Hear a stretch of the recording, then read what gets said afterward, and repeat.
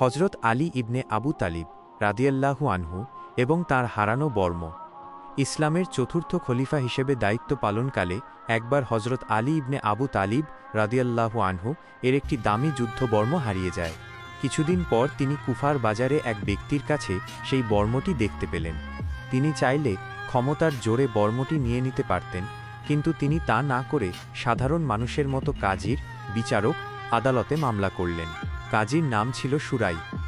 আদালতে হজরত আলী ইবনে আবু তালিব রাদিয়াল্লাহু আনহু বললেন, এই বর্মটি আমার। কাজী তখন খলিফাকে জিজ্ঞেস করলেন, আপনার দাবির সপক্ষে কি কোনো প্রমাণ বা সাক্ষী আছে? খলিফা তার ছেলে এবং দাসের সাক্ষ্য দিতে চাইলেন, কিন্তু কাজী সুরাই বললেন, ইসলামী আইনে বাবার পক্ষে ছেলের সাক্ষ্য গ্রহণ করা হয় না।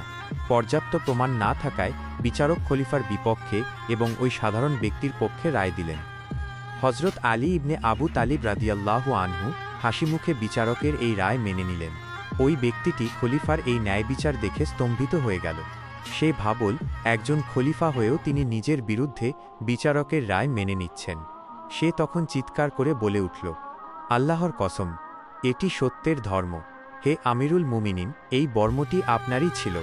সে তখনই ইসলাম গ্রহণ করল। আমাদের প্রিয় নবী হজরত মুহাম্মদ রাসূলুল্লাহ সাল্লাল্লাহু আলাইহি ওয়াসাল্লাম এর আদর্শে গড়া সাহাবীরা এভাবেই ইনসাফ কায়েম করেছিলেন।